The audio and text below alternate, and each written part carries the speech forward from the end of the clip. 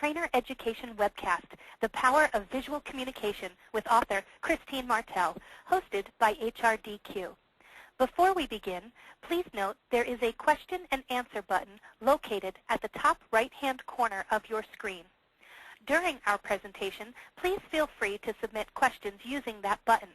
We will either answer your questions as they come in, during our Q&A session at the end of our presentation, or after the session by email. Our webcast today will last around 55 minutes, including a brief Q&A session based on your submissions. You will receive an exclusive discount offer today as well. My name is Sarah Montgomery, and I will moderate today's presentation. I am in business development for HRDQ. HRDQ is a publisher of research-based training solutions that improve the performance of individuals, teams, and organizations. Welcome our presenter, Christine Martell. She is an accomplished consultant, public speaker, and artist with more than 25 years of professional experience. Christine earned her master's degree in education from Portland State University, where she researched the benefits of using visual communication as a training tool. In 2005, Christine founded the Visual Speak Company as a way of bringing the visual communication approach to a broad range of audiences. Today, she is here to share her research, insights, and findings. Thank you for joining us today, Christine. Thank you, Sarah, and I want to welcome everyone to the webinar. I really appreciate you taking the time to attend or to listen to today's session later. I think a good place to start the session is why use visuals? I mean, why are they important in enhancing communication? Well, from our experience, visuals add a richness and depth to the conversation that words alone do not have. They help people get to the heart of the matter very quickly, and they help bypass some of the same old stories and ideas that keep us stuck. Visuals communicate differently than words. It's not that one is better, they complement each other. And it's when we go back and forth between them that really different kinds of conversations begin to happen. So verbal processors favor those who are more vocal and think quickly on their feet. Visuals help level the playing field so that everyone gets a chance to participate. You know, people literally get the opportunity to put their stories on the table. How many great ideas and insights are lost because the verbally adept dominate your meetings? Another major area where images enhance dialogue is in the area of cross-cultural communication. There are those who speak native language and the dominant language, and they are naturally able to express themselves more clearly. The pictures give the non-native speakers another way to get their message across. So I'm going to walk you through an icebreaker exercise to give you an idea of how the visuals can work. We call this the hard image, and it's a free download that's available on the Visual Speak website. So if we were in a room together, I would distribute a copy of this image to everyone. Then I'd give you a minute to write down your response to this question. What does this image mean? Since we're online in a webinar, I'd like to just give you just a moment to think about it.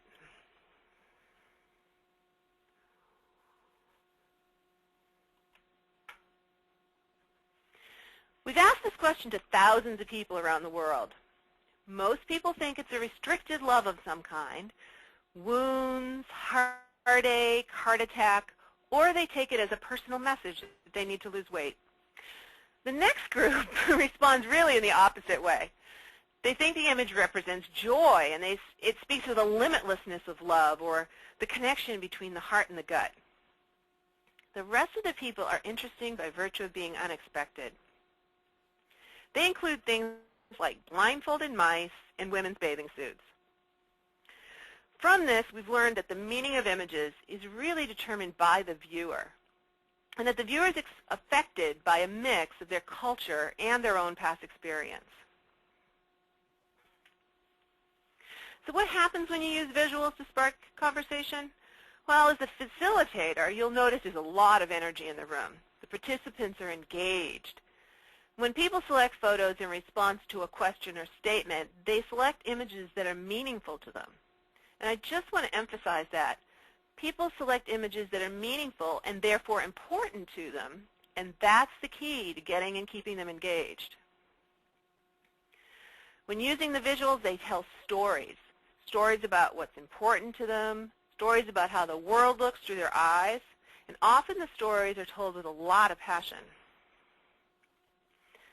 So you might be thinking, so what? People tell stories if you just ask them questions. Well, they do, but they tell a different kind of story.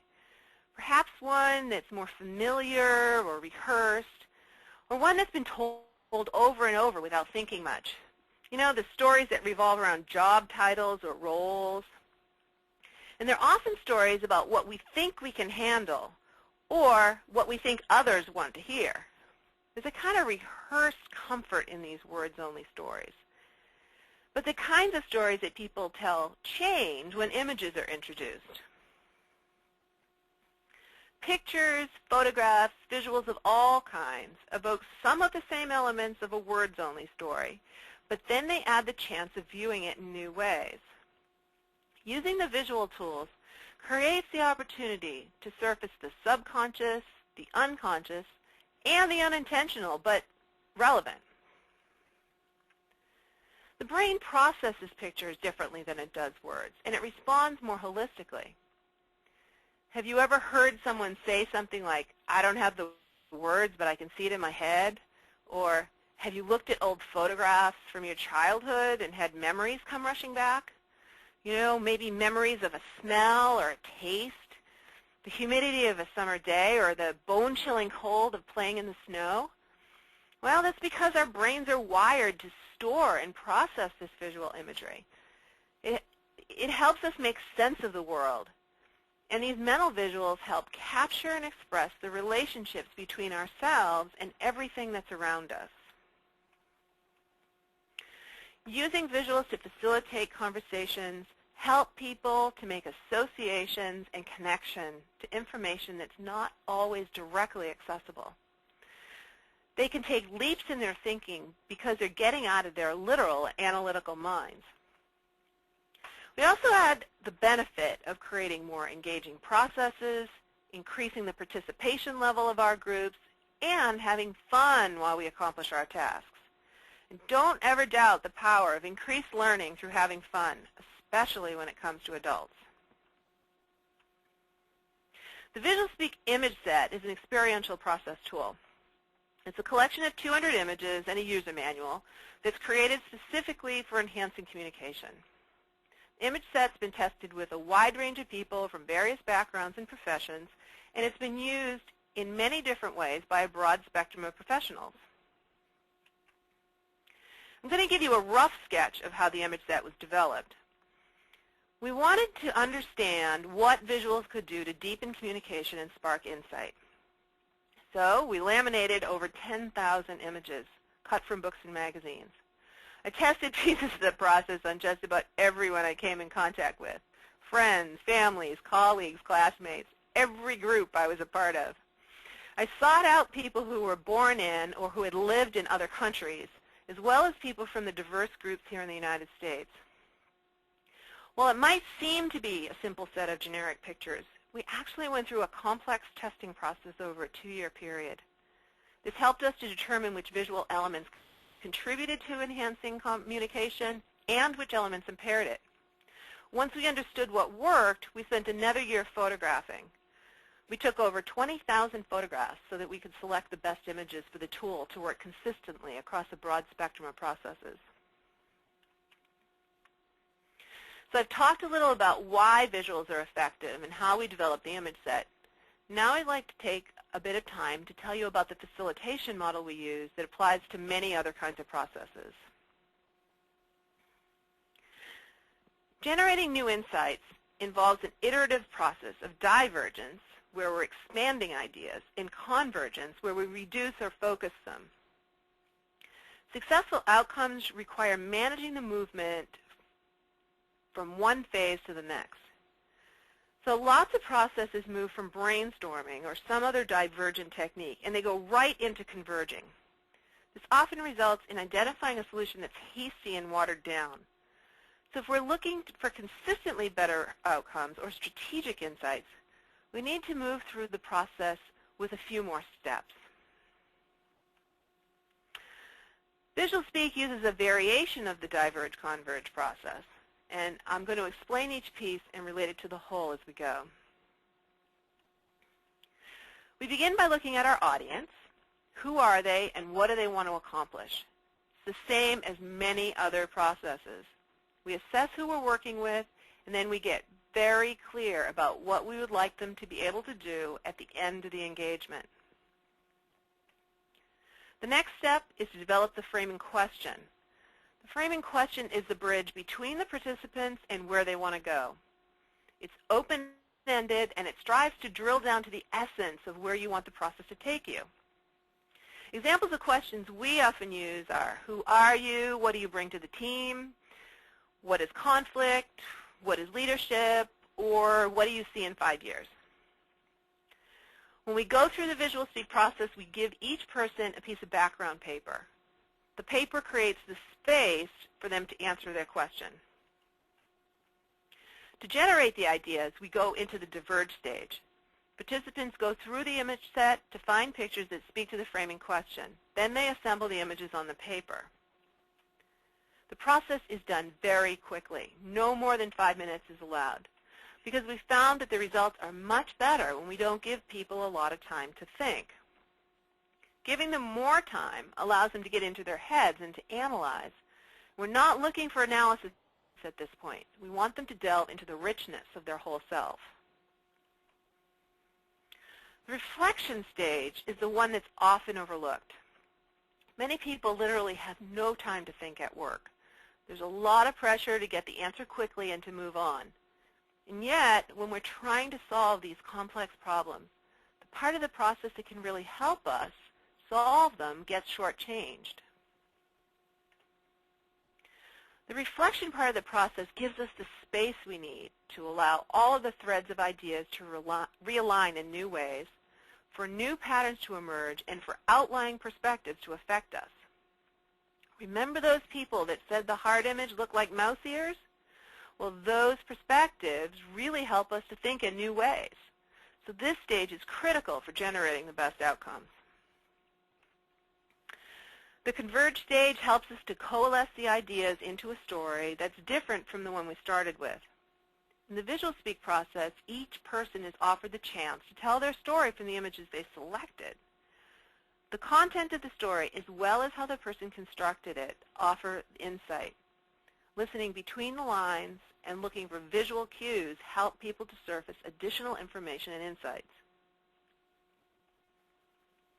After the new story emerges, it's time to assess whether the original question was answered. Did enough information surface? Were new questions raised? What did we learn? So this is the part where we debrief the experience. Two paths come out of this assess stage. If the new outcome seems right, then how do you begin to move it into action? If the outcome raised more questions, then the process starts over again until as many questions as necessary are answered. Visual Speak is a versatile tool. It can be used in a wide variety of applications.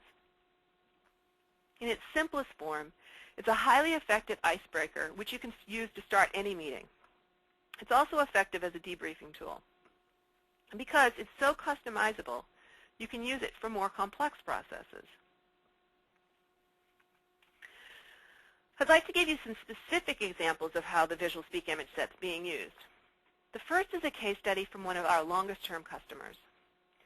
Anne-Marie Lee is a consultant who specializes in helping organizations leverage difference for better results.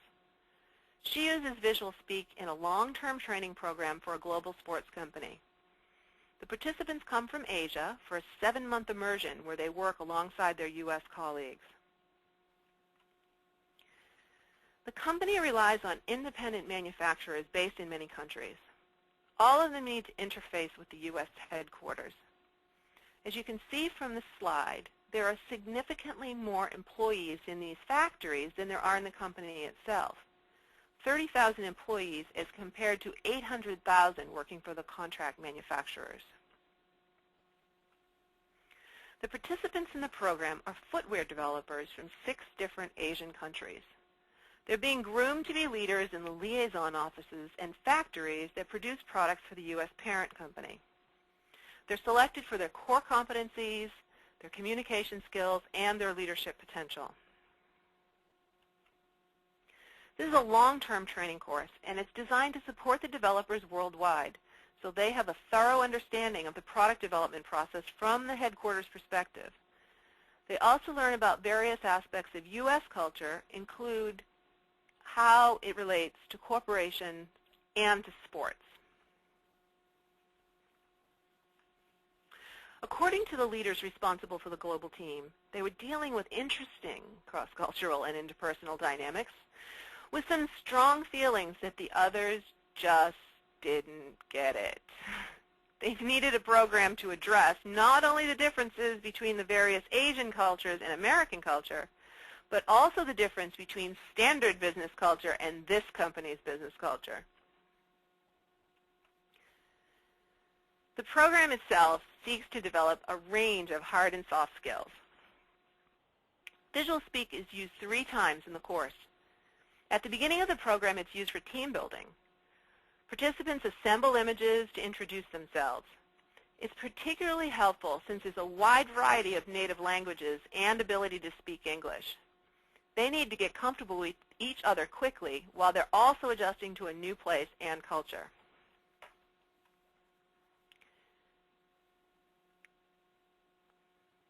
Halfway through the program, the Visual Speak process is introduced again. This time, it's used as a way to check in with how people are adjusting. This can be an emotional time, as many are homesick and struggling with the stress of trying to adjust to the cultural differences. The image set helps root out conflicts and to sort out any feelings and challenges that are sitting under the surface. Visual Speak is used again at the end of the program to explore what's been learned and what participants are going to bring back to share at home. The tool is used to form a vision of future direction. Anne-Marie reports getting letters every year from the participants where they talk about how meaningful and helpful the image set was throughout the program. Here's another example of how Visual Speak was used to help an organization. The Housing Authority of Portland, Oregon was going through a big transition. They needed help designing and implementing a combination change management initiative and team building process. 5 years of budget cuts and layoffs had already resulted in a 25% staff reduction.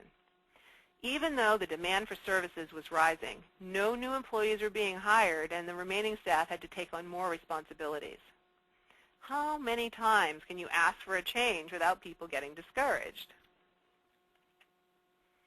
HAP's executive director has worked with his management team and board to form partnerships with over 100 organizations in the Portland area. This has enabled HAP to become one of the most successful housing authorities in the country. But the housing need continues to grow and the funding continues to get scarcer. In a bold move, HAP was considering the opportunity to join forces with 5 other agencies. With this new alliance, they'd be better able to serve the housing needs of Portland and the surrounding counties. Joining agencies under different jurisdictions is not an easy task. It takes strong support from the staff as well as from the public.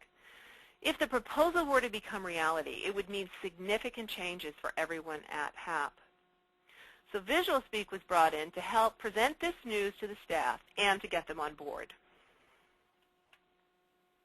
2 meetings were set up on consecutive days, with half the staff attending each day. Each table was assigned a mix of employees from across the agency and included a member of the executive or management team.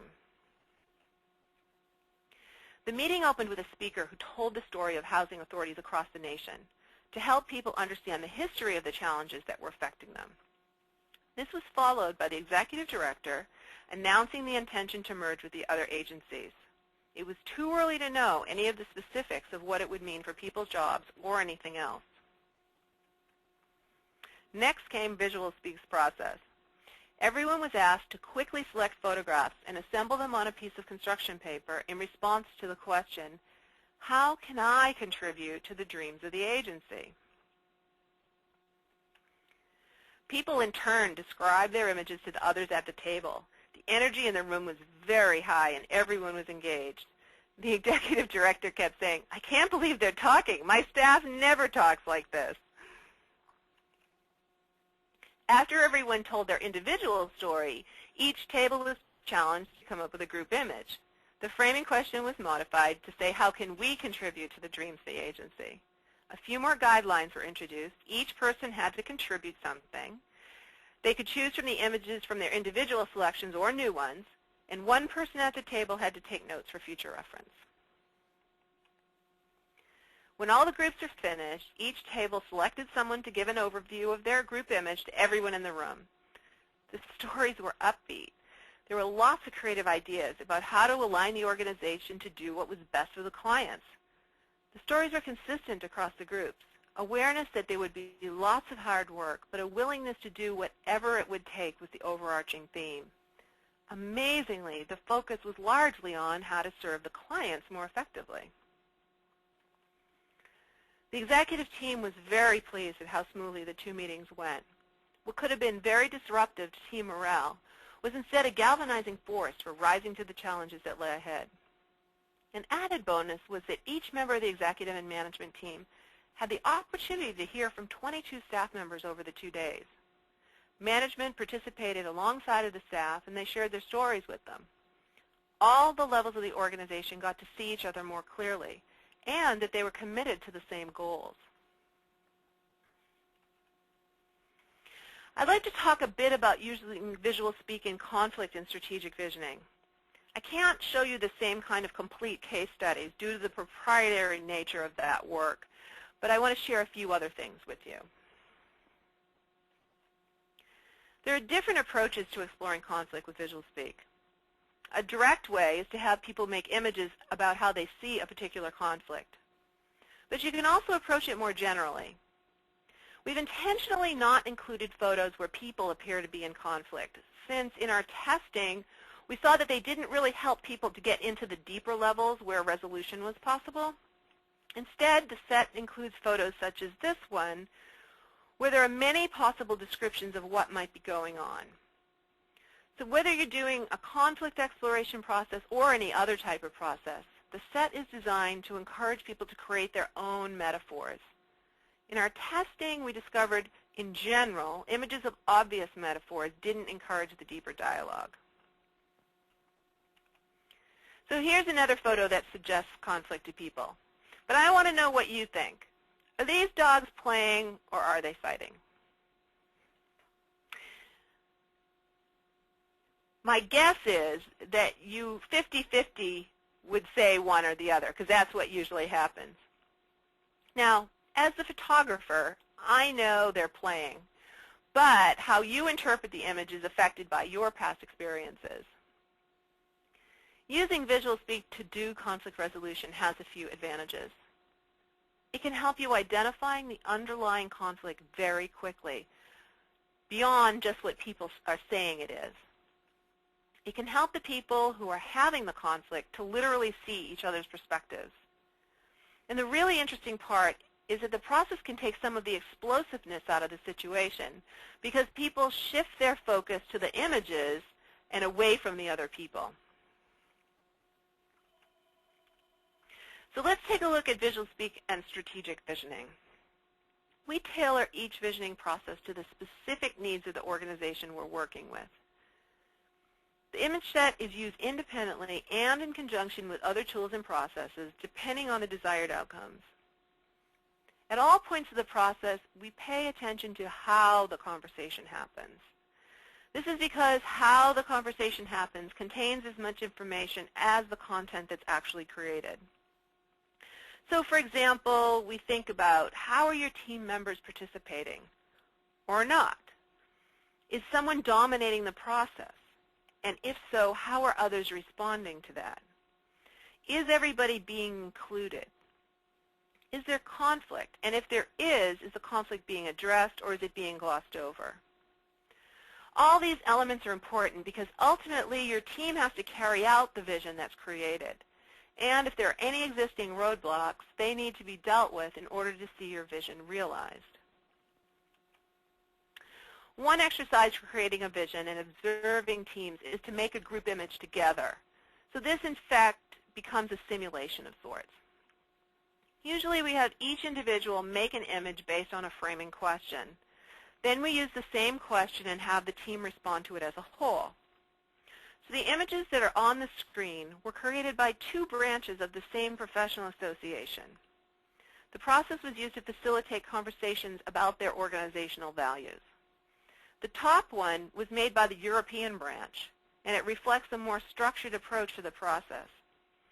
The bottom image was created by the U.S. branch, and it's denser and less structured.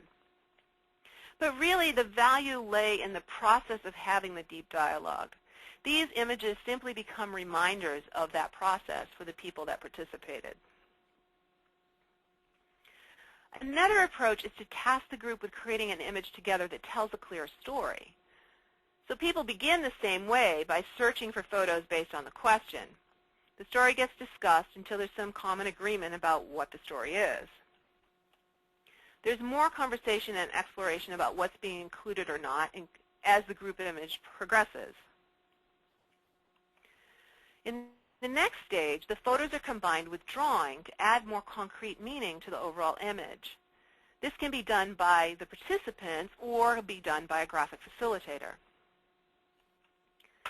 By adding drawing and other symbols to the photographs, a group can make the story more concrete, and it also makes it more easily interpreted by people who are not part of the construction. Another approach to strategic visioning is to make large maps. The maps become a structure for the metaphors created by the team. Combining colors, lines, symbols, and words all help to make the meaning clearer. You can also start with a pre-planned template. So you create a map in advance. Then you have the participants add photos onto this template to describe the themes in each area. This image is an example of an organization that constructed a map of core values. When you get to the action planning stages of a strategic visioning process, it can be helpful to use sticky notes that can be organized and divided up in new ways. This also helps people to transition from the visual sphere to the verbal, where they can put their ideas into concrete, actionable steps. So visual speak easily integrates into and deepens other techniques that you may already be using. As you can see, it's a very flexible and customizable tool. So I've been doing a lot of talking. So what I would like to do now is to open up the session for any questions that anyone may have. Christine, thank you very much. We do have a number of questions that have come in. Thank you very much to all the participants for sending those. Feel free to continue to send them as we go through this question and answer period if you like. Our first question is, can you please repeat some examples of framing questions, and can you clarify how those are different from reflection questions? Ooh, that's a good question. Well, the framing questions are they do have some commonality with reflection questions. But I would say the framing questions start as, they're more of a spark to send people in a particular direction. So you're kind of sending them off on a path that you know or you have some idea is going to lead in a particular direction that is very much tied to the outcome for the session. So we use questions like, if we're doing cultural work, we may do, who are you? You could do who, and there's a lot of variations. So who are you as a cultural being? Who are you as a member of this team? Who are you as a particular role? Those kind of things. Then we also use questions like, what is trust? What is conflict? What is respect? When we're doing sessions that relate to those topics. We can also do questions that have two parts to them. So what does the team look like now, and what do we want it to look like in 5 years? And then you can also have more structured questions that would be tied to a particular topic. Great, thank you. And another question that's come on is, how long does a session typically take on average? You can have a group do individual images and do a group image in an hour. So in the example that I used with the Housing Authority of Portland, that took an hour and a half to do that whole session. And it took a little bit longer because there were 120 people in the room.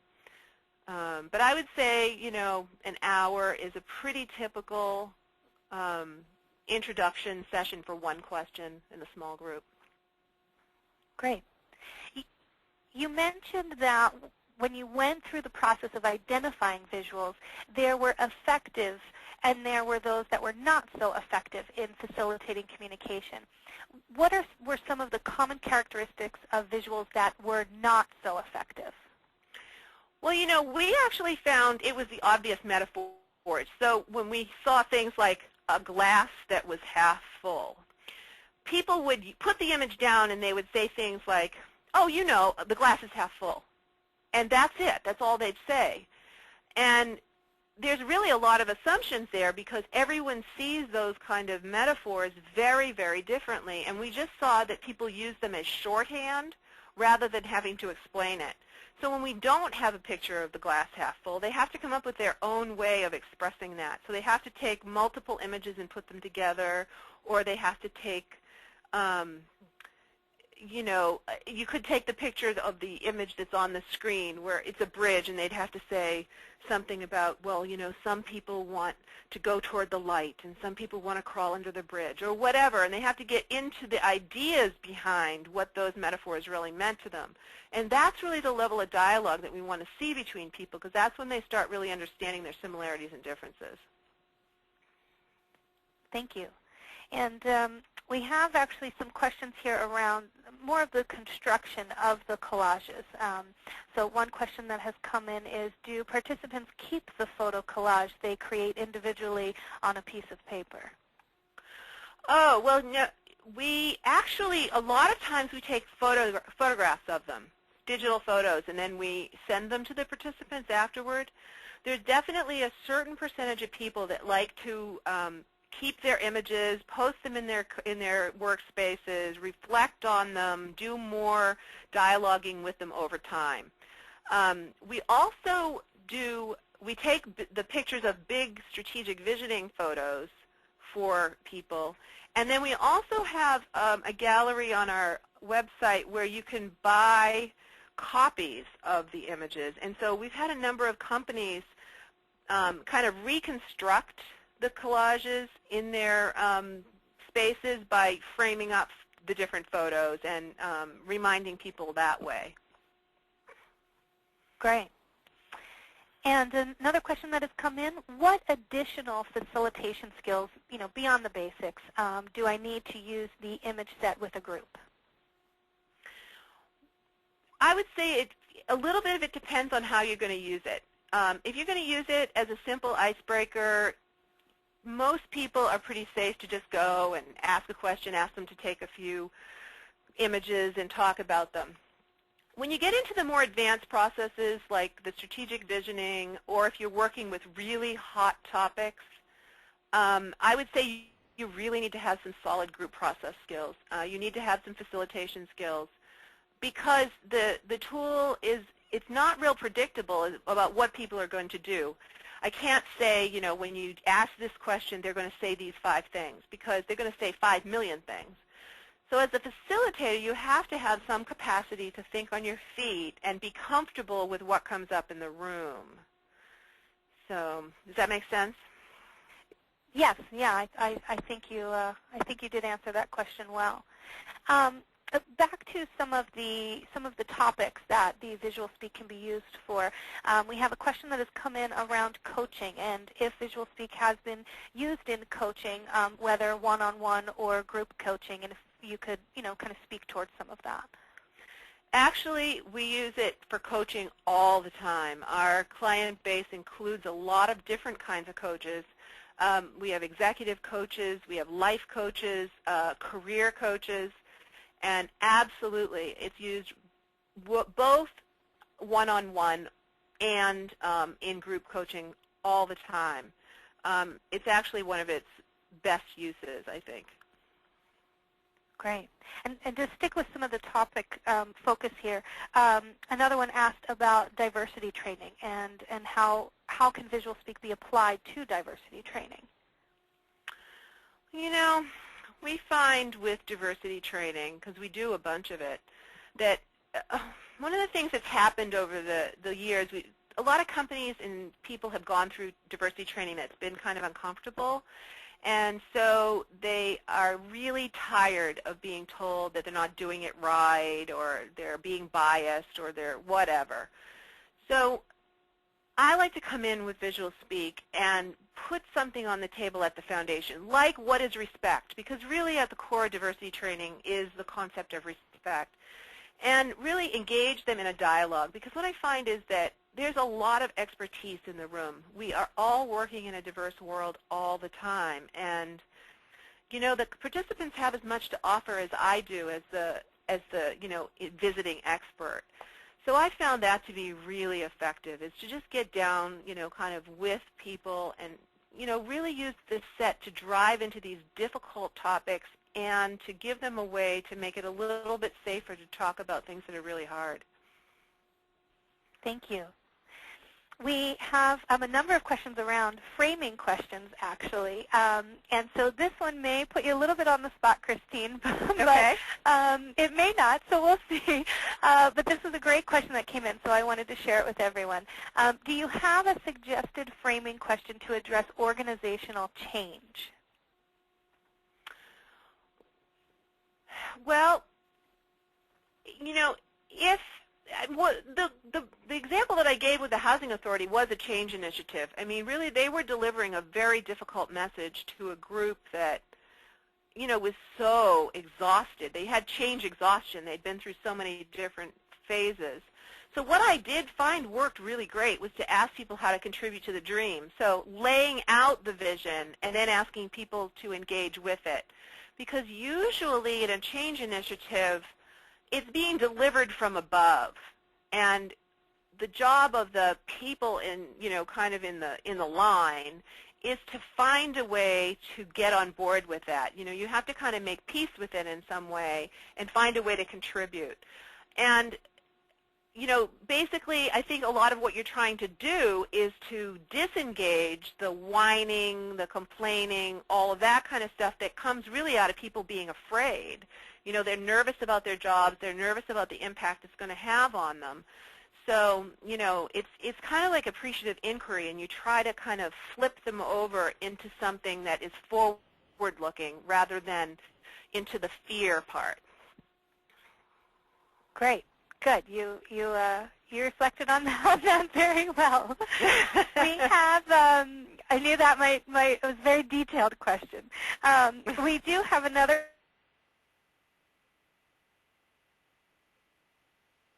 We have a participant that is asking how nonprofits can use Visual Speak to help them specifically with mission statements. Well, nonprofits are value-driven organizations. And values are exactly what Visual Speak does the best, because, when you're asking people to pick pictures, especially when you ask them to do it quickly, they go to their core values. They pick things that are important and interesting to them. So when you start a mission statement development process with Visual Speak, people automatically are telling you about their beliefs and their values and what's important to them. And so it's really an awesome way to start that kind of exploration, and it's totally in alignment with what nonprofits do. And I have two more questions here for you that have come in. When you're choosing the background frame for the participants to use, they're asking if there's any benefits in either the type of paper or the color of the paper. Oh, yeah. Actually, what we use is the 12 by 18 construction paper, and we do that for a couple of reasons. One, it's available everywhere. It's really easy to find, and it's cheap. There's two things that come out of the sand tray therapy world. One is that the human brain and vision can take in a 20 by 30 inch rectangle. That's kind of what our, with our vision, the way it works.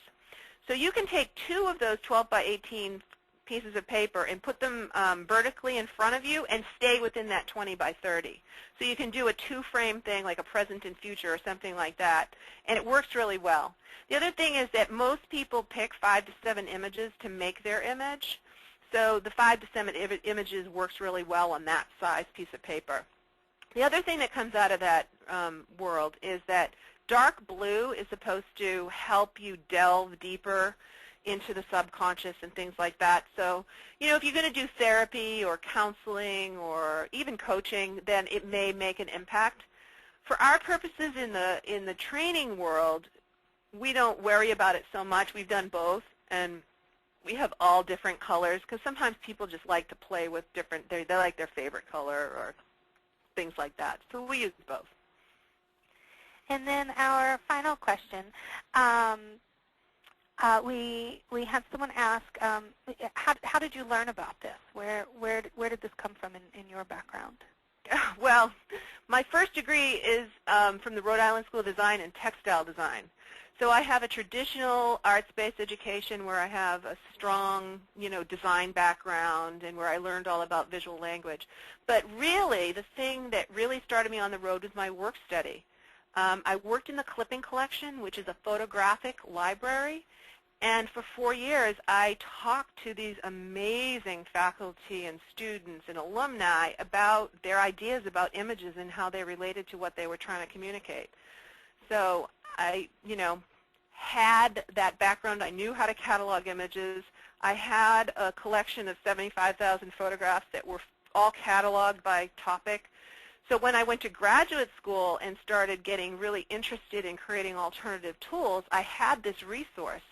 So it was a natural place for me to go and find those 10,000 photographs that I laminated. And we did actually have one more question come in here last minute that I think you would be able to speak really well with. So I do want to share this with the group. But the question is, do you find that people may be hesitant to share stories when there is a lack of trust in the room?